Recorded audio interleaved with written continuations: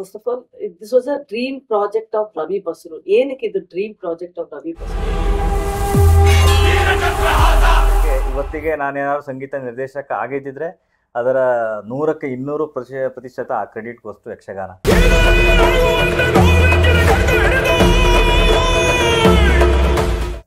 ಶಿವರಾಜ್ ಕುಮಾರ್ ಹೌದು, ಅವರು ಭಗವಾನ್ ನಮ್ಗೆ ದೇವರು. ಕಣ್ಗೋಸ್ಕರ ನೀವು ಅವ್ರಿಗೆ ಯಕ್ಷಗಾನ ವೇಷ ಖಂಡಿತ ಕಣ್ಣಲ್ಲೇ ಕತೆ ಹೇಳುವಂತ ಒಬ್ರಿದ್ದಿದ್ರು ಅದು ನಮ್ಮ ಶಿವಣ್ಣ. ಚಂದನ್, ನಿಮ್ಗೆ ಯಕ್ಷಗಾನ ಬಗ್ಗೆ ನಿಮ್ಗೆ ಎಷ್ಟು ನಾಲೆಜ್ ಇತ್ತು? ಅವ್ರ ಮೈ ಒಳಗಡೆ ಒಂದು ಎಕ್ಸ್ಟ್ರಾ ಎನರ್ಜಿ ಬರುತ್ತೆ ಯಕ್ಷಗಾನ ಆಟ ಆಡ್ಬೇಕಾದ್ರೆ.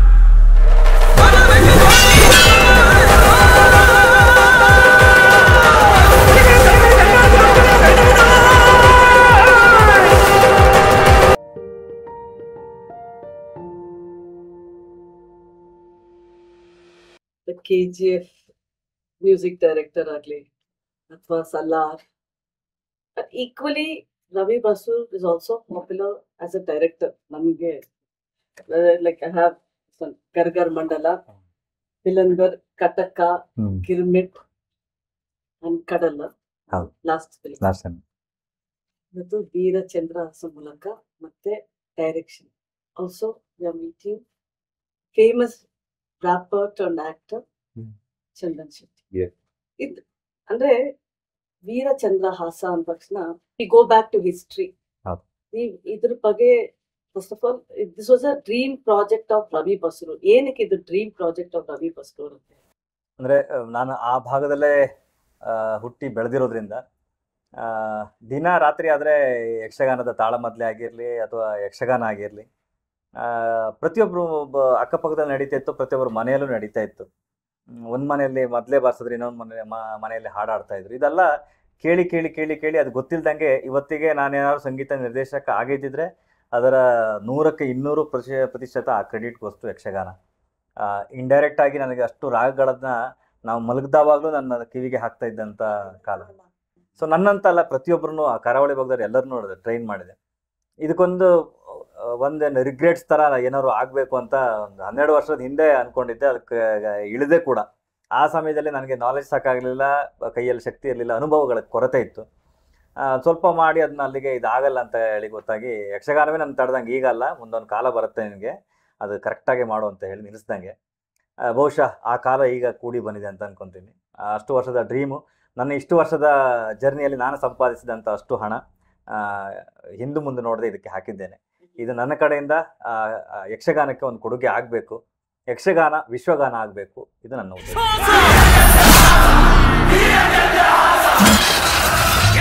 ರವಿ ಬಸ್ರು ಅಂದ್ರೆ ಮ್ಯೂಸಿಕ್ ಅಲ್ಲೇ ನೀವು ಪಾಪ್ಯುಲಾರಿಟಿ ತಗೊಂಡಿದ್ದು, ಡೈರೆಕ್ಷನ್ ಬಗ್ಗೆ ನೀವು ಅಷ್ಟು ಹೊರಗಡೆ ಹೇಳ್ಕೊಂಡಿಲ್ಲ, ಬಟ್ ಚಿಕ್ಕ ಚಿಕ್ಕ ಫಿಲ್ಮ್ಸ್ ಮಾಡ್ಕೊಂಡು.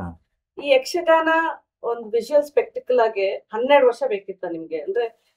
ಅಂದ್ರೆ ಅಷ್ಟು ಹ್ಯೂಜ್ ಬಜೆಟ್ ಅಂತ ಹೇಳ್ತೀರಾ? ಹೌದು, ನನ್ನ ಲಿಮಿಟಿಗೆ ಹೋಲಿಸಿದ್ರೆ ಇದು ನನ್ನ ಹ್ಯೂಜ್ ಬಜೆಟ್ನ ಸಿನಿಮಾ.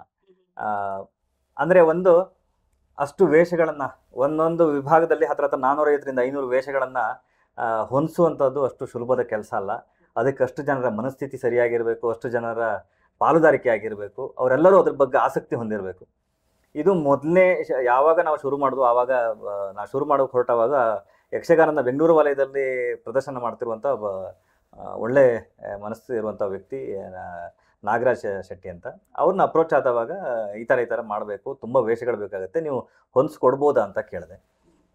ಆಗುತ್ತಾ ಅಂತ. ಖಂಡಿತ ಮಾಡೋಣ, ಯಕ್ಷಗಾನದ ಬಗ್ಗೆ ನೀವು ಒಲವು ತೋರಿಸ್ತಾ ಇದ್ದೀರಿ ಅಂತ ಹೇಳಿದ್ರೆ ನಾನು ಯಾಕೆ ಮಾಡಬಾರ್ದು ಅಂತ ಹೇಳಿ ಅವ್ರ ಜೊತೆಗೆ ನವೀನ್ ಶೆಟ್ಟಿ ಆಗಿರ್ಬೋದು ಅಂತ ಅವ್ರು ಎಲ್ಲರೂ ಯಕ್ಷಗಾನದವರೇ. ವೀರಚಂದ್ರಹಾಸ ಅಂದ್ರೆ ಗೋಯಿಂಗ್ ಬ್ಯಾಕ್ ಟು ಹಿಸ್ಟ್ರಿ, ಇವ್ರದ್ದು ಒಂದು ಬಯೋಪಿಕ್ ಅಥವಾ what are you trying to tell through Veerachandrahasa? ತುಂಬಾ ಕಥೆಗಳನ್ನ ನಾವು ಸೆಲೆಕ್ಟ್ ಮಾಡ್ಕೊಂಡ್ವಿ ಫಸ್ಟ್ ಬಿಗಿನಿಂಗಿಗೆ. ಅದರಲ್ಲಿ ನನಗೆ ಆಸ್ ಎ ಸಿನಿಮಾ ಏನು ಕೆಲಸ ಮಾಡೋದ್ರಿಂದ ನಮ್ಗೆಲ್ಲರಿಗೂ ಸಿನಿಮಾದ ಒಂದು ವೈಬ್ ಬೇಕು.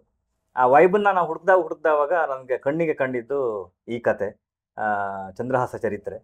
ಅದರಲ್ಲಿ ಒಬ್ಬ ಭಿಕ್ಷುಕ ಮಹಾರಾಜನಾಗ್ತಾನೆ. ಸೊ ಇದು ಹೇಗೆ ಪಾಸಿಬಿಲಿಟಿ ಸಾಧ್ಯ ಇದೆ? ಅದು ಏನೂ ಇಲ್ಲದವನು ಆ ಮಟ್ಟದ ಪದವಿ, ಅದೆಲ್ಲೋ ನನ್ನ ಜೀವನದ ನಾನು ಬಂದಂಥ ದಾರಿಗೆ ಟ್ರಿಗರ್ ಮಾಡ್ದಂಗಿತ್ತು, ಕನೆಕ್ಟ್ ಮಾಡ್ದಂಗಿತ್ತು. ಅಂದರೆ ತಾಳ್ಮೆ, ಪರಿಶ್ರಮ ಎರಡು ಇದ್ದರೆ ನೀನು ಏನು ಬೇಕಾದ್ರೂ ಸಾಧನೆ ಮಾಡ್ಬೋದು ಅನ್ನೋದನ್ನ ಆ ಕತೆ ನನಗೆ ತುಂಬ ಎಳೆಯಾಗಿ ಹೇಳ್ಕೊಡ್ತು.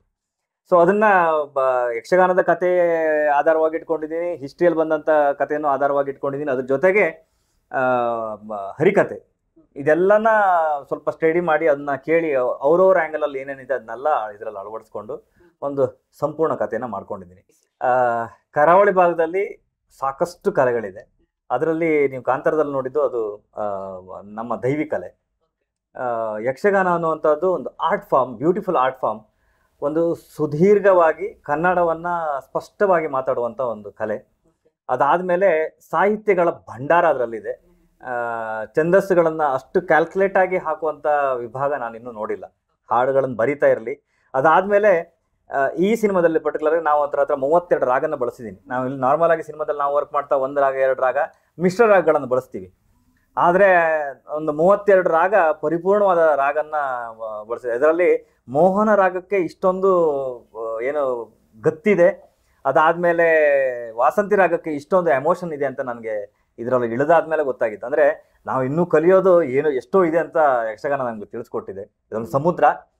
ಆ ಸಮುದ್ರ ನಾವು ಅನುಭವಿಸಿದ್ದೀನಿ, ನಾನು ಅದನ್ನು ಏನು ತಿಳ್ಕೊಂಡಿದ್ದೀನಿ ಒಂದು ಸ್ವಲ್ಪ. ಅದು ಉಳಿದ ವಿಭಾಗದ ಜನರಿಗೂ ಈ ರಸದ ಔತಣ ಸಿಗಬೇಕು, ಅದ್ರ ಬಗ್ಗೆ ಅದರ ವಿಷಯಗಳು ಗೊತ್ತಾಗಬೇಕು. ಎಷ್ಟೋ ವರ್ಷಗಳಿಂದ ಅದರಲ್ಲಿ ಬರುವಂಥ ಇಷ್ಟೇ ದಾರ ಅಂತ ಇದೆ, ಯಕ್ಷಗಾನದ ವೇಷಭೂಷಣಗಳಲ್ಲಿ ಇಷ್ಟು ದಾರ ಅಂತ ಇದೆ.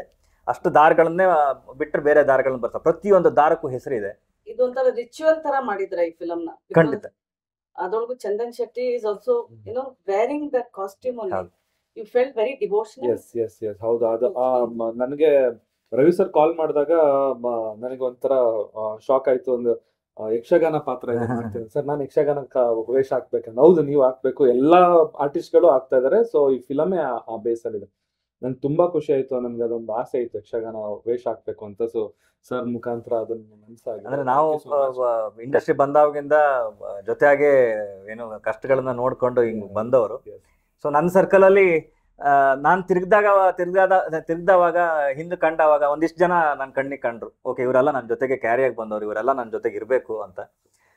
ಪ್ರತಿಯೊಬ್ರು ಕೇಳಿದವಾಗ ಏನು ಇನ್ನೊಂದು ಎಕ್ಸ್ಟ್ರಾ ಮಾತಾಡದೆ ಖಂಡಿತ ಸರ್ ಮಾಡ್ತೀನಿ ಅಂತ ಹೇಳಿ ಒಪ್ಕೊಂಡು ಬಂದವರು.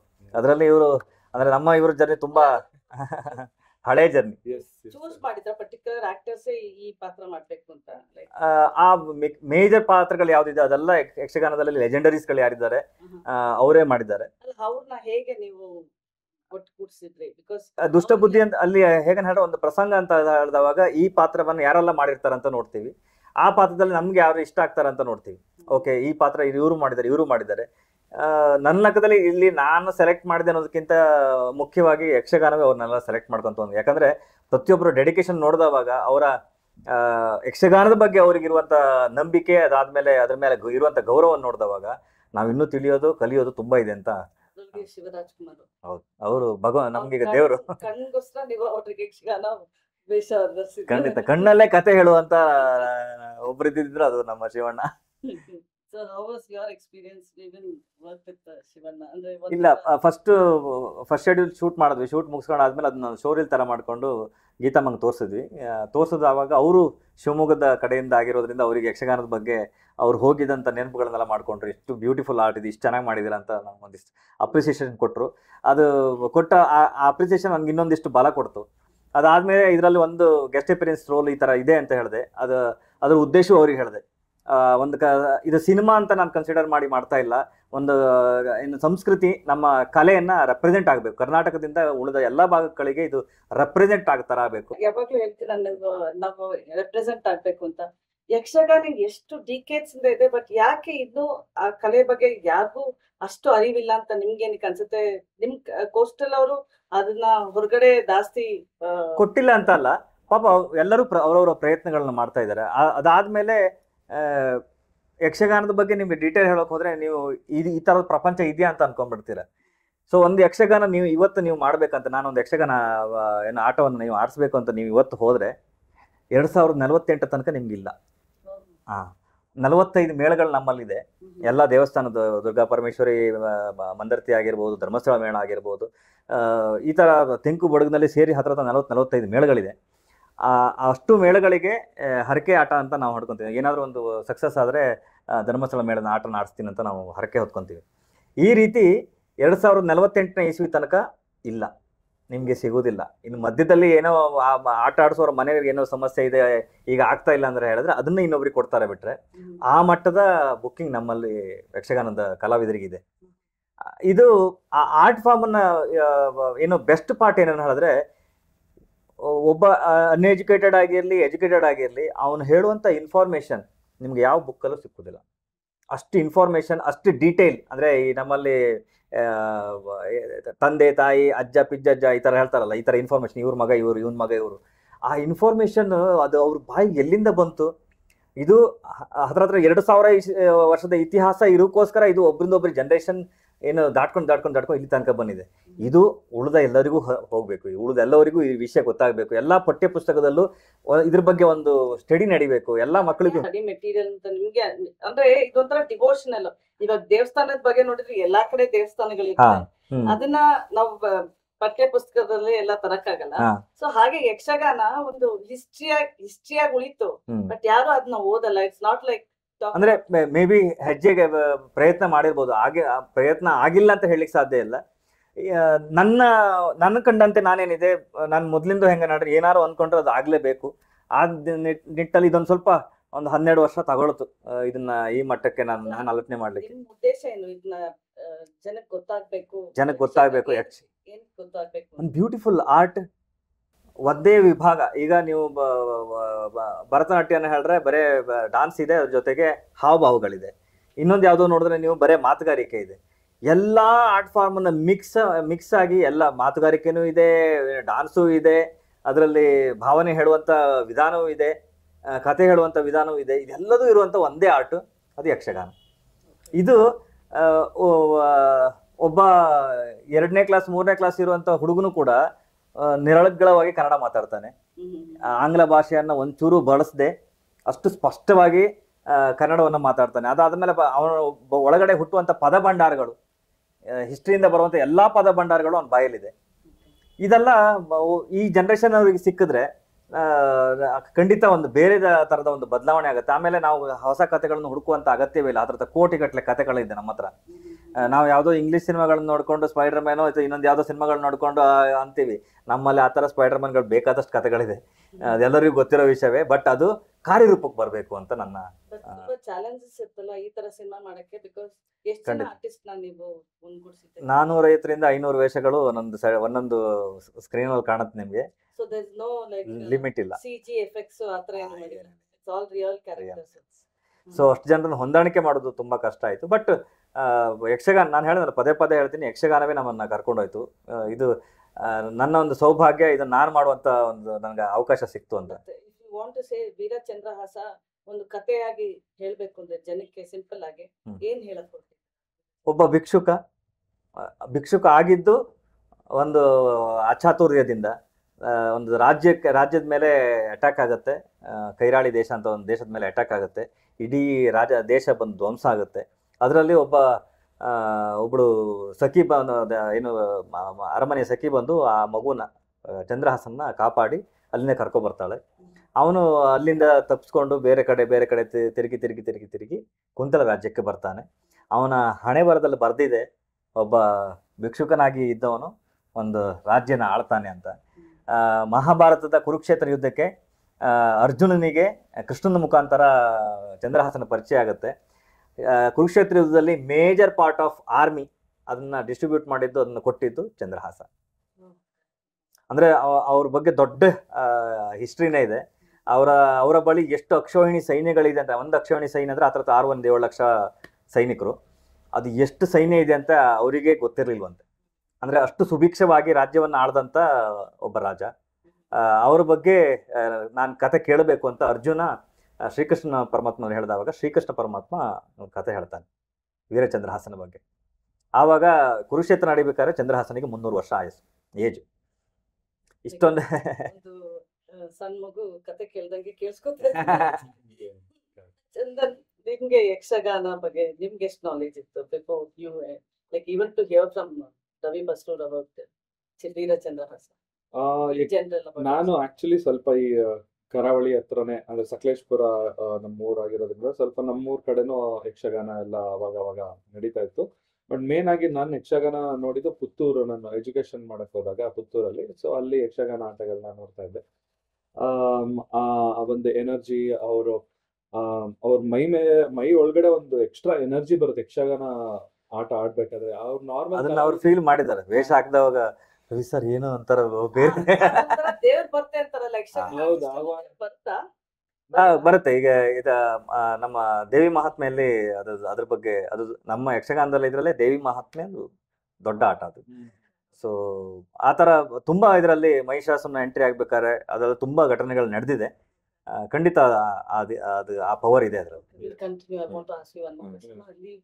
ಸೊ ನನ್ಗೂ ಅದೇ ತರ ಫೀಲ್ ಆಯ್ತು. ಸೊ ನನ್ನ ಎನರ್ಜಿ ನಾನು ಅವ್ರು ನೋಡ್ಬೇಕಾದಾಗ ಅವ್ರ ವೇಷ ಹಾಕಕ್ ಮುಂಚೆ ತುಂಬಾ ನಾರ್ಮಲ್ ಆಗಿ ಮೃದು ಸ್ವಭಾವದವ್ರ ತರ ಇರ್ತಾರೆ. ವೇಷ ಹಾಕಾದ್ಮೇಲೆ ಅವ್ರ ಎದುರುಗಡೆ ನಿಲ್ಲಕ್ ಆಗಲ್ಲ, ಅವ್ರನ್ನ ನೋಡ್ ಮಾತಾಡ್ಸಕ್ಕಾಗಲ್ಲ, ಅಷ್ಟು ಭಯ ಆಗುತ್ತೆ ಅವ್ರನ್ನ ನೋಡ್ತೇವೆ. ಯಕ್ಷಗಾನ ಅಂದ್ರೆ ಆ ಕ್ಯಾರೆಕ್ಟರ್ ಒಳಗಡೆ ಇನ್ವಾಲ್ವ್ ಆಗುತ್ತೆ. ಸೊ ನನ್ಗೂ ಅದೇ ಎಕ್ಸ್ಪೀರಿಯನ್ಸ್ ಆಯ್ತು. My costume like literally heavy, huge. ನಾನು ಒಂದು ರಾಜ ಈ ಸಿನಿಮಾದಲ್ಲಿ ಒಂದು ಬೇರೆ ದೇಶದ ಸರ್, ನನ್ನ ಪೋಸ್ಟರ್ ಅಲ್ಲೇನೆ ಇದೆ. ಸೊ ನನ್ ಪೋಸ್ಟರ್ ಕಳ್ಸಿದ್ರು ಸರ್ ಮೊನ್ನೆ ಕಳ್ಸಿದಾಗ ನಾನು ಲಿಟರಲಿ ವೆರಿ ಹ್ಯಾಪಿ. ವಂಗ ದೇಶದ ರಾಜ. ಇದು ಕುಂತಳದ ಬ್ಯೂಟಿಫೈ ಅದು. ಆಕ್ಚುಲಿ ಕುಂತಳ ದೇಶ ಹೆಂಗನೆ ಹೇಳ್ರೆ ಸುತ್ತು ಒಂದು 18 ಸಾಮಂತರನ್ನ ಸರಿಯಾಗಿ ಪಳಗಿಸಿ ಇಟ್ಕೊಂಡಿದೆ.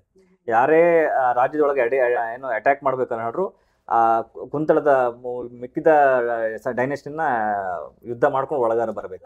ಹೇಗೆ ಅಂದ್ರೆ how many kgs usually one costume? Around it will around 445 kg. Full head to toe ಅಷ್ಟಂತೂ ಬರುತ್ತೆ. So every day like about 400 people. Almost ಅಂದ್ರೆ ಎಷ್ಟು ದಿವಸ ಇಲ್ಲಿ ಇನ್ನೊಂದೇನಂದ್ರೆ ಟಾಸ್ಕ್ ನಮ್ಗೆ ಇದ್ದಿದ್ದು, ಈಗ 450ರಿಂದ 500 ವೇಷ ನಾವು ಏನು ಸೋರ್ಸ್ ಮಾಡ್ಕೊಂಡಿದ್ವಿ. ಆ 500 ವೇಷಕ್ಕೆ 1000 ಜನ ಕ್ರೂ ಬೇಕಿತ್ತು. ಅಂದ್ರೆ ಬಣ್ಣ ಬರೀಲಿಕ್ಕೆ ಇಬ್ರಿಬ್ರಿಗೆ ಒಟ್ಟು ಒಂದು ವೇಷ ಬರೀಲಿಕ್ಕೆ ಒಬ್ರಿಗೆ ಇವ್ರನ್ನ ಬಿಟ್ರೆ 2 ಅವರ್ ಬೇಕು. ಸೊ ಈ ರೀತಿಯಲ್ಲಿ ನಾವು ಅದನ್ನ ಪ್ಲಾನ್ ಮಾಡಿ makeup artist, costume artist 2 hour ತಗೊಂಡಿದ್ರು. ಅದೇ ಟೋಟಲ್ ಕ್ರೂಸೇ ಹತ್ರ ಒಂದು 1000 ಜನ ಬೇಕಾಗಿತ್ತು ನಮ್ಗೆ ವೇಷಧಾರಿಗಳನ್ನ ಬಿಟ್ಟು.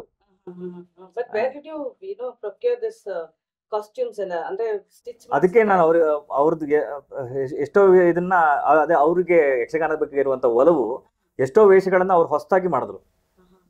ಏನು ವೇಷ ಕೊಡೋರಲ್ಲ ಅಂದ್ರೆ ಇಷ್ಟೊಂದು ದೊಡ್ಡ ಮಟ್ಟದ ಏನು ಸಾಹಸ ಮಾಡ್ತಾ ಇದ್ರೆ ನಮ್ ಸಪೋರ್ಟ್ ಬೇಕು ಅಂತ ಪ್ರತಿಯೊಬ್ರು ತೆಂಕು ಬಡುಗು ಅಂತ ನೋಡದೆ ಎಲ್ಲರೂ ಹೆಗ್ಲಿ ಕೊಟ್ಟು ಇದೇನೋ ನನ್ನದಾಗಿ ಯಕ್ಷಗಾನವೇ ಎಲ್ಲರನ್ನು ಕರ್ಕೊಂಡು ಇಲ್ಲಿ ಬಂದಿದೆ ಅನ್ನೋ ತರದಲ್ಲಿ. ಒಂದೊಂದು ಪೋಸ್ಟರ್ ನೀವು ತುಳುಕ್ ಬಿಡ್ತಾ ಇದ್ರು ಬರೀ ಪೋಸ್ಟರ್ಸ್ ಸೋ ಮಚ್ ಆಫ್ ಅದೇ ಒಂದು ಕ್ಯೂರಿಯಾಸಿಟಿ ಬಿಲ್ಡ್ ಮಾಡಿರೋದು. ಬಟ್ ಮ್ಯೂಸಿಕ್ ಎಷ್ಟು ಇಂಪಾರ್ಟೆಂಟ್ ಈ ತರ ಫಿಲಮ್ಸ್. ಆಕ್ಚುಲಿ ಯಕ್ಷಗಾನದಲ್ಲಿ ಒಂದು ಮಾತಾಡೋದೇ ಒಂದು ಹಾಡಿನ ತರ. ಹೌದೌದು. ಸೊ ಅದೇ ಹೇಳ ನಿಮ್ಗೆ 132 ರಾಗಗಳನ್ನ ಬಳಸಿದ್ದೀವಿ. ಅದ್ರ ಜೊತೆಗೆ ಒಂದು 70ರಿಂದ 75 ಪದ್ಯಗಳು ಬರುತ್ತೆ. ಪ್ರಸಾದ್ ಮೊಗಿಬೆಟ್ಟು ಅಂತ ಒಂದು ಅದ್ಭುತ ಸಾಹಿತಿ, ನಾನು ಕಂಡಂತ ಅದ್ಭುತ ಸಾಹಿತಿ. ನನ್ನ ಇಷ್ಟು ವರ್ಷದ ಕ್ಯಾರಿಯರ್ ಅಲ್ಲಿ ಅಷ್ಟು ಅಚ್ಚುಕಟ್ಟಾಗಿ ಸನ್ನಿವೇಶ ಹೇಳಿದವಾಗ ಆ ಸನ್ನಿವೇಶಕ್ಕೆ ಮೂಡು ಇದಕ್ಕೆ ಈ ರಾಗ ಹಾಕಿದ್ರೆ ಮಾತ್ರ ವರ್ಕೌಟ್ ಆಗುತ್ತೆ ಅಂತ ಹೇಳಿ ಆ ಇನ್ಫಾರ್ಮೇಶನ್ ಯಕ್ಷಗಾನದಲ್ಲಿ ಇರೋದು ನಾನೇ ಎಷ್ಟು ವರ್ಷ ಇದ್ದ ನನಗೆ ಗೊತ್ತಿರಲಿಲ್ಲ. ಇದು ಒಂದು ಬೇರೆ ಪ್ರಪಂಚ, ಇದನ್ನ ನಾನು ಕಣ್ತುಂಬಿಸ್ಕೊಂಡಿದ್ದೀನಿ. ಅದ್ರ ಜೊತೆಗೆ ಮಿಕ್ಕಿದೆಲ್ಲ ಪಾತ್ರಧಾರಿಗಳು. ಈಗ ಉದಾಹರಣೆಗೆ ಒಂದು ಯಾವುದೋ ಸನ್ನಿವೇಶ ನಿಮಗೆ ಶೂಟ್ ಆಗ್ತಾ ಒಂದು 20 ನಿಮಿಷ ಶೂಟ್ ಆಯ್ತಾನೆ ಹೇಳಿದ್ರೆ ನಾನು ಅವ್ರ ಹತ್ರ ಹೋಗಿ ಇಲ್ಲ ಸರ್ ಇದು 20 ನಿಮಿಷ ಹೆವಿ ಆಗುತ್ತೆ, ಟೋಟಲ್ ಡ್ಯೂರೇಷನ್ ಒಂದು 5-5.5 ಗಂಟೆ ಬರ್ತಾ ಇತ್ತು. ಸೊ ಇದು ಆಗಲ್ಲ ಸರ್, ಇದನ್ನೊಂದು 15 ನಿಮಿಷಕ್ಕೆ ಮುಗಿಸ್ಬೇಕು ಅಂತ ಹೇಳಿದ್ರೆ ಅವ್ರು 3 ಜನ ಮಾತಾಡ್ಕೊಳ್ತಾ ಇದ್ರು. ಓಕೆ ಅಂತ ಹೇಳಿ ಟೇಕಿಗೆ ಬರ್ತಾ ಇದ್ರು. ಸೊ ನಾನು ಹೇಳ್ತಿರೋದು ಇಷ್ಟು ಏನು ಆ ಎಕ್ಸ್ಪೀರಿಯನ್ಸು ಅದು ಅಷ್ಟು ವರ್ಷದಿಂದ ಹತ್ರ 6-7ನೇ ವರ್ಷದಿಂದ ವೇಷ ಬಳಸಿ ಎಲ್ಲಾ ಪಾತ್ರಗಳನ್ನು ಎಲ್ಲಾ ಕಥೆಗಳಲ್ಲೂ ಅವರು ಇನ್ವಾಲ್ವ್ ಆಗಿ ಆ ಎಕ್ಸ್ಪೀರಿಯನ್ಸ್ ಇಲ್ಲದೆ ಮಾಡ್ಲಿಕ್ಕೆ ಸಾಧ್ಯ ಇಲ್ಲ. ಈ ತರ ಎಕ್ಸ್ಪೀರಿಯನ್ಸ್ ಇರುವಂತ ಕಲಾವಿದರು ನಮ್ಮ ಇಂಡಸ್ಟ್ರಿ ಬರ್ಬೇಕು. ಅದಾದ್ಮೇಲೆ ಮ್ಯೂಸಿಕ್ ಪಾಯಿಂಟ್ ಬಂದಾಗ ನಿಮ್ಮೊಂದಿಷ್ಟು ಹೇಳಲೇಬೇಕು. ನಾರ್ಮಲ್ ಆಗಿ ನಾವು ಸಿನಿಮಾ ಮಾಡ್ತಾ ಯಾವುದೇ ಸಿನಿಮಾಗಳನ್ನ ನಾವು ಇಲ್ಲಿ ತನಕ ಮಾಡಿದ್ದಾಗಿರಲಿ ಒಂದು 600-700 ಟ್ರ್ಯಾಕ್ ಬಳಸ್ತೀವಿ ನಾವು ಲೇಯರ್ಸ್ಗಳನ್ನ. ಅಲ್ಲಿಗೆ ನಮ್ದು ಆಯ್ತು ಅಂತ ಒಂದು ಔಟ್ಪುಟ್ ಬಂತು ಅಂತ ಖುಷಿ ಪಡ್ತೀವಿ. ಒಂದು ಫಸ್ಟ್ ಟೈಮ್ ನಾನು ರೆಕಾರ್ಡ್ ಮಾಡ್ತಾ ನನ್ನನ್ನೇ ಮರೆತು ಹತ್ರ 1600ರಿಂದ 1700 ಟ್ರ್ಯಾಕ್ಸ್ ಬರೇ ಚಂಡೆ ಮೊದಲೇ ಬಂದಿದೆ. ಅಷ್ಟು ಟ್ರ್ಯಾಕ್ಸು ನಿಮ್ಗೆ ಅಷ್ಟು ಅವ್ರು ಪ್ಲೇ ಮಾಡಿದಂತ ಸೌಂಡ್ ನೀವು ಥಿಯೇಟರ್ ಕೇಳಿದವಾಗ ನಿಮ್ಗೊಂದು ಸಿಗುವಂತ ವೈಬೇ ಬೇರೆ. ಥ್ರೂ ಔಟ್ ದ ಏನೋ ಫ್ರಮ್ ಸ್ಟಾರ್ಟ್ ದ ಫ್ರೇಮ್ ಇಂದ ಎಂಡ್ ಫ್ರೇಮ್ ತನಕ ನಿಮ್ಗೆ ಅದು ನಿಮ್ಮನ್ನು ಏಳಿಸ್ತಾ ಇರುತ್ತೆ. ಹೇಳ್ದಲ್ಲ ಅಷ್ಟು ಬಳಸಿದ್ದೀರಿ. ಅದಾದ್ಮೇಲೆ ನನಗೆ ಫಸ್ಟ್ ರೆಕಾರ್ಡ್ ಎಲ್ಲ ಆದ್ಮೇಲೆ ಅದನ್ನ ನೀಟಾಗಿ ಪ್ರೋಸೆಸ್ ಮಾಡ್ಕೊಂಡು ಕಟ್ ಡೌನ್ ಮಾಡ್ಕೊಂಡು ನನ್ನ ರೆಗ್ಯುಲರ್ ಸಿನಿಮಾಕ್ಕೆ ವರ್ಕ್ ಮಾಡೋ US ಟೀಮಿಗೆ ಕಳಿಸ್ಕೊಟ್ಟೆ, ಅಮೆರಿಕದ ಟೀಮಿಗೆ.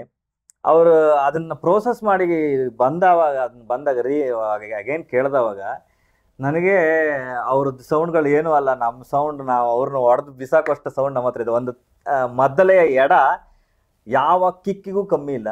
ನೀವು ಟೀಸರ್ ನೋಡಿದಿರ, ನಿಮ್ಗೂ ತೋರಿಸಿದೀನಿ ಯಾವ್ದು ಶೋರಿಲ್. ಅದ್ರಲ್ಲಿ ಬರುವಂತ ಲೋ ಎಂಡ್ ಏನಿದೆ ಅದು ಮದ್ದಲೆಯ ಎಡ. ಅದ್ರಲ್ಲಿ ಏನ್ ಸ್ನ್ಯಾರ್ ಅಂತ ನೀವು ಕೇಳ್ತೀರ ಅದ್ರ ಮದ್ದಲೆಯ ಬಲ. ಅದಾದ್ಮೇಲೆ ಆ ಎಲ್ಲಾ ಇನ್ಸ್ಟ್ರೂಮೆಂಟ್ ಗಳನ್ನ ಅವ್ರು ಪ್ರೋಸೆಸ್ ಮಾಡಿಕೊಟ್ಟಂತ ರೀತಿ, ಇದು ಥಿಯೇಟ್ರಿಕಲ್ ಎಕ್ಸ್ಪೀರಿಯನ್ಸ್ ನಿಮ್ಗೆ ಬೇರೆ ಎಲ್ಲೂ ಸಿಗ್ಲಿಕ್ಕೆ ಸಾಧ್ಯವೇ ಇಲ್ಲ. ಈ ನನ್ನ ಇಷ್ಟು ವರ್ಷದ ಎಕ್ಸ್ಪೀರಿಯನ್ಸ್ ಏನಿದೆ ಅದನ್ನೆಲ್ಲದನ್ನು ಇದ್ರಲ್ಲಿ ಹಾಕಿದ್ದೀನಿ. ಒಂದು ಬೇರೆ ಶೇಡ್ನ ಅಂತ ಥಿಯೇಟರ್ ಅಲ್ಲಾಡುತ್ತೆ, ಇದಂತೂ ಗ್ಯಾರಂಟಿ. ಇಷ್ಟು ನನ್ಗೆ ಗೊತ್ತಿದ್ದಂಗೆ ಆ ದಿಕ್ಕಲ್ಲಿ ಈ ಸಿನಿಮಾನ ಇದು ಸಿನಿಮಾ ಅಂತಕ್ಕಿಂತ ನಾನು ಯಾವಾಗಲೂ ಅದೇ ಹೇಳಕ್ ಇಷ್ಟಪಡ್ತೀನಿ. ಮತ್ತು ಇದು ಒಂದು ಕಲ್ಚರ್ನ ರೆಪ್ರೆಸೆಂಟ್ ಆಗಬೇಕು, ಒಂದು ಬ್ಯೂಟಿಫುಲ್ ಆರ್ಟ್. ಇದೇ ತರ ಕರ್ನಾಟಕದ ಎಲ್ಲಾ ಭಾಗಗಳು ಇದೆ. ಇದನ್ನು ಸ್ವಲ್ಪ ಹೇಳ್ತಾನೆ ಹೇಳಿ ಉಳಿದ ಕಲ್ಚರ್ಗಳು ಹೊರಗಡೆ ಬರೋ ತರ ಆಗುತ್ತೆ. ಒಂದಿಷ್ಟು ಈ ವಿಭಾಗದಲ್ಲಿ ನಾವು ಒಂದು ಸ್ವಲ್ಪ ಈಗ ಹೇಗೆ ಕಾಂತಾರ ಬಂದಾದ್ಮೇಲೆ ನಮ್ಗೆಲ್ಲರಿಗೂ ಒಂದು ಐ ಓಪನ್ ಆಯ್ತು. ನಾನು ಥಿಯೇಟ್ರಲ್ಲಿ ಆ ಕ್ಲೈಮ್ಯಾಕ್ಸ್ ಸೀಕ್ವೆನ್ಸಿಗೆ ಎದ್ದು ವಿಜಿಲ್ ಹೊಡೆದಂತ ಅನುಭವ ನಂಗೆ ಇನ್ನೂ ಅದು ನೆನ್ಪಿಡ್ಲಿಕ್ಕೆ ಸಾಧ್ಯ ಇಲ್ಲ. ಅಂದ್ರೆ ರೂಟೆಡ್ ಕಥೆಗಳು ನಮ್ಮಲ್ಲಿ ಇರುವಾಗ ನಾವು ಯಾಕೆ ಸುಮ್ಮನೆ ಪಾಲಿಸ್ಡ್ ಇದಕ್ಕೆ ಹೋಗ್ಬೇಕು, ರೂಟೆಡ್ ಕಥೆಗಳನ್ನ ಎತ್ತು ತಗೊಂಬರೋಣ. ಎಷ್ಟೋ ಕಥೆಗಳು ಇರುತ್ತೆ, ಅದನ್ನೆಲ್ಲ ಜನರಿಗೆ ಪ್ರೆಸೆಂಟ್ ಮಾಡೋ ಥರ ಆಗಲಿ ಅಂತ. Culture is very important. ನಾವು ಹೇಳ್ತೀವಲ್ಲ, ಯಾರೇ ಮನುಷ್ಯ ಮಾತಾಡಿದ್ರೆ ಅವ್ನು ಸರಿಯಾಗಿಲ್ಲ ನಟ್ರೆ ಅವ್ನ ಕಲ್ಚರ್ ಸರಿ ಇಲ್ಲ ಅಂತೀವಿ. ಸೊ ಆ ದಿಕ್ಕಿನಲ್ಲಿ ಈ ಥರದೆಲ್ಲ ವಿಷಯಗಳು ಸ್ಕೂಲಲ್ಲಿ ಶಾಲೆಗಳಲ್ಲಿ ಎಲ್ಲ ಕಡೆಗೂ ಬರೋಕ್ಕೆ ಸ್ಟಾರ್ಟ್ ಆದರೆ ಖಂಡಿತ ಮಾತಾಡುವಂಥ ದಿಕ್ಕು, ಆಮೇಲೆ ವೃತ್ತಿ ಮಾಡುವಂಥ ದಿಕ್ಕು ಎಲ್ಲದೂ ಬದಲಾಗುತ್ತೆ ಅಂತ. ಖಂಡಿತ. ಅಂದ್ರೆ ನೀವ್ ಹೇಳ್ತಾ ಇದ್ದ ರೀತಿ ಆ ವಿಜೃಂಭಣೆ, ಯಕ್ಷಗಾನ ಬಗ್ಗೆ, ಕಲ್ಚರ್, ದ ಆರ್ಟ್, ಎವ್ರಿಥಿಂಗ್ ಹೌದು, ಡೆಫಿನೆಟ್ಲಿ ಎಲ್ಲರಿಗೂ ತೋರಿಸ್ಬೇಕು ಅಂತ ನಿಮ್ಮ ಆಸೆ, ಖಂಡಿತ. ಎಲ್ಲರೂ ನೋಡ್ಲಿ ಅಂತ. ಖಂಡಿತ. Chandan, what you have to say? Definitely ನಾನು ನಾನು ಎಲ್ಲ ಬೇರೆ ದೇಶಗಳನ್ನೆಲ್ಲ ಸುತ್ಕೊಂಡ್ ಬಂದಾಗ ನನ್ಗೂ ಅನ್ಸೋದೊಂದೇ, ಆ ಬೇರೆ ದೇಶಗಳಲ್ಲಿ ಏನೂ ಇರೋದಿಲ್ಲ. ಜಸ್ಟ್ ಒಂದ್ 100-200 ವರ್ಷದಿಂದ ಏನೋ ಒಂದು ಚಿಕ್ಕದಾಗಿ ಏನೋ ಒಂದು ಮಾಡಿರ್ತಾರೆ. ಸೊ ಅದನ್ನೇ ಅವ್ರು ಎಷ್ಟು ವೈಭವೀಕರಿಸಿ ಅದಕ್ಕೊಂದು ಒಂದ್ ಟಿಕೆಟ್ ಪ್ರೈಸ್ ಇಟ್ಬಿಟ್ಟು ಆ ಮನೆ ಒಳಗಡೆ ಟೂರ್ ಹೋಗ್ಬೇಕು ಅಂತ ಹೇಳಿದ್ರೆ 5,000 ರೂಪಾಯಿ ಕೊಟ್ಬಿಟ್ಟು ಸುಮ್ನೆ ಅವ್ನು ನೋಡ್ಕೊಂಡ್ ಬರ್ಬೇಕು. ಅಲ್ಲಿ ಏನು ಇರೋದೇ ಇಲ್ಲ, ನಾವು ಒಳಗಡೆ ಹೋಯ್ತು ಅಂತಂದ್ರೆ. ಸೊ ನಮ್ಮಲ್ಲಿರುವಂತಹ ಕಲೆಗಳನ್ನು ಈ ತರ ಒಂದು ಪ್ರಯೋಗಗಳಿಂದ ಹೊರಗಡೆ ತರ್ತಾ ಇರೋದು. ಸೊ ಮುಂದಿನ ಪೀಳಿಗೆಗೂ ಅದನ್ನ ನಾವು ರೀಚ್ ಮಾಡಿಸ್ಬೇಕು. ಅದು ಉಳಿಬೇಕು, ಅದು ಅಳಿಸು ಹೋಗ್ಬಾರ್ದು. ಸೊ ಉಳಿಸುವಂತ ಕೆಲಸ ಮಾಡ್ತಿರುವಂತ ನಮ್ಮ ರವಿ ಸರ್ಗೆ ದೇವ್ರು ಒಳ್ಳೇದ್ ಮಾಡ್ಲಿ. ಅಂಡ್ ಇಷ್ಟು ಪ್ರಯತ್ನ, ತುಂಬಾ ಶ್ರಮ ಪಟ್ಟಿದ್ದಾರೆ. It is not simple. ಇದನ್ನ ಮಾಡಕ್ ತುಂಬಾ ಧೈರ್ಯ ಬೇಕು. ಈ ತರ ಒಂದು ಪ್ರಯತ್ನನ ಎಲ್ಲಾರು ಮಾಡಕ್ ಆಗಲ್ಲ ಇದನ್ನ. ಸೊ ದೇವ್ರು ಯಾವ್ದೋ ಒಂದು ಆಶೀರ್ವಾದ ಮಾಡಿ ಅವ್ರಿಗೆ ಇವತ್ತು ಈ ಒಂದು ಔಟ್ಪುಟ್ ನ ತೆಗೆದು ಹೊರಗಡೆ ಕೊಟ್ಟಿದ್ದಾರೆ. ಥಿಯೇಟರ್ಸ್ ಅಲ್ಲಿ ರಿಲೀಸ್ ಆಗ್ತಿದೆ ಏಪ್ರಿಲ್ 18ನೇ ತಾರೀಕು. ಥಿಯೇಟ್ರಿಕಲ್ ಎಕ್ಸ್ಪೀರಿಯನ್ಸ್ ಮಾಡಿದ್ರೆ ಮಾತ್ರ ಈ ಸಿನಿಮಾ ನಿಮ್ಗೆ ಏನು ಅಂತ ಗೊತ್ತಾಗುತ್ತೆ. ಮನೇಲಿ ಕುತ್ಕೊಂಡು ಟಿವಿಲಿ ಬಂದ್ಮೇಲೆ ನೋಡೋಣ ಅನ್ನೋದಕ್ಕಿಂತ so you should go watch, sit in set theatre. ಆ ಥಿಯೇಟರ್ ಅಲ್ಲಿ ವಿಜುವಲ್ ನೋಡ್ಕೊಂಡು ರವಿ ಸರ್ ಮಾಡುವಂತ ಮ್ಯೂಸಿಕ್ ನ, ಅವ್ರು ತುಂಬಾ ಡೆಡಿಕೇಶನ್ ಇಂದ ಮ್ಯೂಸಿಕ್ ನ ಮಾಡ್ತಾರೆ. ಬರೀ ಇಲ್ಲಿ ಬೆಂಗಳೂರಲ್ಲಿ ಅಷ್ಟೇ ಅಲ್ಲ, ಅಮೆರಿಕದಲ್ಲಿ ಕೂಡ ಮ್ಯೂಸಿಕ್ ವರ್ಕ್ಸ್ ಎಲ್ಲ ನಡೆಯುತ್ತೆ. ಸೊ ಇಂಥ ಒಂದು ಅದ್ಭುತವಾದಂತ ಪ್ರತಿಭೆಗೆ ನಾವೆಲ್ಲ ಸಪೋರ್ಟ್ ಮಾಡ್ಬೇಕು. ಸೊ ಇಂಥ ಒಂದು ಅದ್ಭುತವಾದಂತ ಸಿನಿಮಾನ ನಾವೆಲ್ಲ ಥಿಯೇಟರ್ಗೆ ಹೋಗಿ ನೋಡ್ಬೇಕಂತ ಹೇಳಿ. There's a lot of devotion from Ravi Basu in whatever you do, but this one is like, ನೀವು ಕೈ ಮುಗಿತೀವಲ್ಲ ಆ ತರ ಫೀಲಿಂಗ್ ಒಂದು ಕೊಡುತ್ತೆ ಅಂತ ನನ್ನ ಅನ್ಸಿಕೆ. ಬಟ್ ದಿಸ್ ಆರ್ಟ್ ಎಷ್ಟು ಡಿಕೇಡ್ಸ್ ಇಂದ ಶುರುವಾಗಿರೋದು? ಇದು ನಾನು ತಿಳಿದ ಪ್ರಕಾರ 1600 ವರ್ಷಕ್ಕಿಂತ ಹೆಚ್ಚು ಇತಿಹಾಸ ಇರುವಂತ ಒಂದು ಕಲೆ. ಯಾವುದೋ ಋಷಿಗಳು ಅವರ ಇದ್ರಲ್ಲಿ ಬರಿತಾ ಇರಬೇಕಾದ್ರೆ, ನಾನು ಈ ಸನ್ನಿವೇಶ ಬರಿತಾ ಇದ್ದೆ, ಈ ಸನ್ನಿವೇಶ ಬರಿಬೇಕಾದ್ರೆ ನನಗೆ ಇನ್ಸ್ಪೈರ್ ಆಗ್ತಿದ್ದು ದೂರದಲ್ಲಿ ಯಕ್ಷಗಾನ ನಡೀತಾ ಇತ್ತು, ಅದನ್ನು ಕೇಳಿ ನಾನು ನನ್ನ ಮುಂದಿನ ಇದನ್ನು ಬರಿತಾ ಇದ್ದೆ ಅಂತ ಹೇಳಿ ಅವ್ರ ಪುಸ್ತಕದಲ್ಲಿ ಬರೆದಿದ್ದಾರಂತೆ. ಸೊ ಅಂದರೆ ಆ ಕಾಲಘಟ್ಟ ನೋಡಿದವಾಗಲೂ ಅದು 1600 ವರ್ಷಗಳಿಗಿಂತ ಮೊದಲಿದೆ ಬರುತ್ತೆ. ಸೊ ಅಷ್ಟು ವರ್ಷಗಳಿಂದ ಇದು ನಡ್ಕೊಂಬಂದಿದೆ. ಹಾಗಾಗಿ ಇವತ್ತಿಗೂ ಅದರಲ್ಲಿ ಮೇಜರ್ ಇರೋರು ಎಲ್ಲರೂ, ಆಲ್ಮೋಸ್ಟ್ ಎಲ್ಲರೂ ಹೈಯರ್ ಎಂಡ್ ಎಜುಕೇಟ್ ಆಗಿರೋರೆ, ಏನೋ ಇಂಜಿನಿಯರು ಡಿಗ್ರಿ ಆಗಿರೋರೆ. ಆದ್ರೂ ನಾವು ಆ ರೂಟೆಡ್ ಕಲ್ಚರ್ನ ಅವ್ರು ಬಿಡ್ಲಿಲ್ಲ. ಇದು ಉಳಿದ ಭಾಗಗಳಿಗೂ ಅದು ಗೊತ್ತಾಗ್ಬೇಕು, ಅದ್ರ ಬಗ್ಗೆ ಹೆಮ್ಮೆ ಪಡೋ ತರ ಆಗ್ಬೇಕು. ವಾಟ್ ಎವರ್ ವಿ ಸ್ಪೋಕ್, ನಂಗೆಲ್ಲ ಎಲ್ಲೋ ಮಹಾಭಾರತ ಒಂದು ರಾಮಾಯಣದ ಒಂದು ಮತ್ತೆ ಒಂದು ಚರಿತ್ರೆ ತರ ಒಂದು ಇದಾಗಿದೆ. I will not ask you what the budget is because there's more of devotion when you speak, so will leave it to the audience. ಖಂಡಿತ ಒಂದು ಅಂದ್ರೆ ನನ್ನ ಮಿತಿಗೆ ಮೀರಿದಂತ ಬಜೆಟ್ ಹಾಕಿದ್ರೆ ಅದಕ್ಕೆ ಸಪೋರ್ಟ್ ಆಗಿ ನಿಂತಂತ ಹೊಂಬಾಳೆ ಸಿನಿಮಾ ನನಗೆ ಅಂದ್ರೆ ಇಷ್ಟು ಬಜೆಟ್ನ ನಾನು ಹೊರಗೆ ತೆಗಿಬೇಕಂತ ಹೇಳಿದ್ರೆ ಮಾತ್ರ ನನಗೆ ಬೇರೆ ದಾರಿ ಇಲ್ಲ. ಇದನ್ನ ವಿಜಯ್ ಸರ್ ಹತ್ರ ಹೋಗಿ ಹೇಳಿದವಾಗ ಈ ತರ ಅಂತ ಫಸ್ಟ್ ಪ್ರಶಾಂತ್ ಸರ್ ಹತ್ರ ಹೇಳಿದೆ. ಪ್ರಶಾಂತ್ ಸರ್ ಹತ್ರ ಹೇಳಿದವಾಗ ಅವ್ರ ವಿಜುವಲ್ ನೋಡ್ಕೊಂಡು ಏನು ಇಷ್ಟೊಂದು ಹಿಂಗೆ ಮಾಡಿ ಇಟ್ಟಿದ್ದೀರಾ, ಇದನ್ನ ಹೆಂಗೆ ರಿಕವರಿ ಮಾಡ್ತೀರಿ ಇಷ್ಟೊಂದು ಬಜೆಟ್ ತಿರುಗಿ ನಾನು ವಿಜಯ್ ಸರ್ ಹತ್ರ ಮಾತಾಡ್ತೀನಿ ಅಂತ ಹೇಳಿ ಅವ್ರು ವಿಜಯ್ ಸರಿಗೆ ಹೇಳಿ ವಿಜಯ್ ಸರ್ಗೆ ನಾನು ಹೋಗಿ ವಿಜಯ್ ಸರ್ಗೆ ಮತ್ತೆ ಚಲುವೆ ಸರ್ಗೆ ಶೋರಿಲ್ ತೋರಿಸಿದವಾಗ ಅವ್ರು ನೋಡಿ ಖುಷಿಪಟ್ಟು ಇದು ಕಲ್ಚರ್ಗೋಸ್ಕರ ಮಾಡ್ತಾ ಇದ್ದೀನಿ, ಖಂಡಿತ ನಾನು ಸಪೋರ್ಟ್ ಕೊಡ್ತಾ ಇದ್ದೀನಿ ಅಂತ ಹೇಳಿ ಹೊಂಬಾಳೆ ಪ್ರೊಡಕ್ಷನ್ ಅವ್ರ ಕಡೆಯಿಂದ ಇದು ಅರ್ಪಿಸುವ ಪ್ರೆಸೆಂಟ್ಸ್ ಹೊಂಬಾಳೆ ಪ್ರೆಸೆಂಟ್ಸ್ ಅಂತ ಬಂತು. ಅದಾದಮೇಲೆ ಡಿಸ್ಟ್ರಿಬ್ಯೂಷನ್ ಅವ್ರು ಮಾಡ್ಕೊಡ್ತೀನಿ ಅಂತ ಹೇಳಿದ್ರು. ಇದೊಂದು ನನಗೆ ಅದೇ ಹೇಳಲ್ಲ, ಎಲ್ಲೂ ನಾನು ಏನೋ ಮಾಡಿಲ್ಲ ಮೇಡಮ್, ಎಲ್ಲ ಅದಾಗೆ ಯಕ್ಷಗಾನ ಇರೋ 1 ನಿಮಿಷ ಅವ್ರು ಬರ್ತಾರೆ, ಈಗ ಅವ್ರನ್ನ ಕರ್ಕೊ, ಇವ್ರು ಬರ್ತಾರೆ 1 ನಿಮಿಷ ಇವ್ರು ಕರ್ಕೊ, ಆ ಥರ ಹೋದಾಗಿದೆ.